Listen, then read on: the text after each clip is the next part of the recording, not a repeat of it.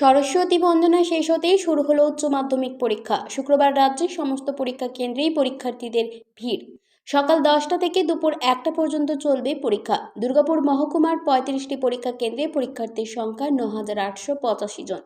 ছাত্র পরীক্ষার্থীর সংখ্যা 4,449 আর ছাত্রী পরীক্ষার্থীর সংখ্যা 5,436। সকাল থেকে উচ্চ মাধ্যমিক পরীক্ষা কেন্দ্রগুলির বাইরে তৃণমূল ছাত্র পরিষদ, আবার কোথাও আসানসোল দুর্গাপুর পুলিশের পক্ষ থেকে গোলাপ ফুল, চকলেট, পেন দিয়ে জানানো হচ্ছে শুভেচ্ছা বার্তা। পরীক্ষার্থীদের যাতে সমস্যা না হয় সেদিকে কড়া নজরদারি চলছে মাধ্যমিক পর্ষদের পাশাপাশি রাজ্য পুলিশের। ভুল পরীক্ষা কেন্দ্রে চলে আসায় সমস্যায় পড়তে হয় বিপ্লব পাল নামে এক পরীক্ষার্থীকে। হাতে মাত্র 30 মিনিট পরীক্ষার্থীকে সঠিক কেন্দ্রে পৌঁছে নজির পুলিশের গাড়ি করেই তড়িঘড়ি ওই পরীক্ষা কেন্দ্রে নিয়ে যান তাকে।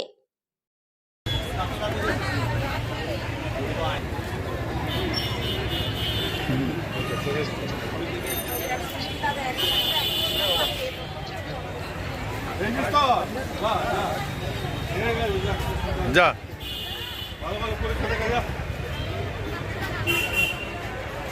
বিধান বিধান বিধান চল চল চল পৌঁছে দিচ্ছে। অনেক টাইম আছে যা। আর কি নাম তোর, কি নাম?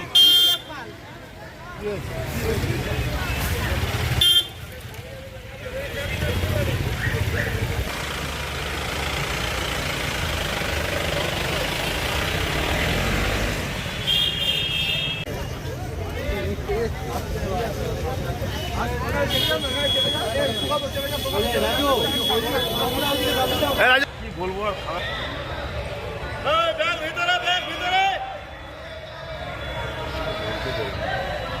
মেয়েগুলো দেখছে।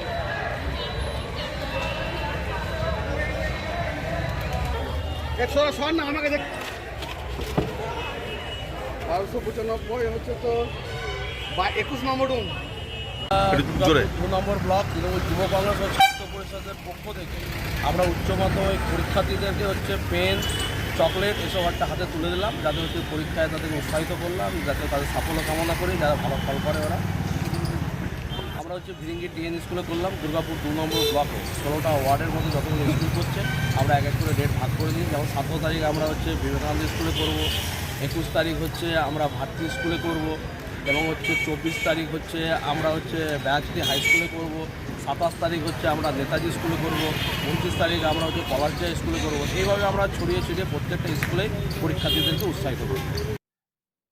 দুর্গাপুর থেকে কৌশিক বাসু রিপোর্ট, 99 নিউজ বাংলা।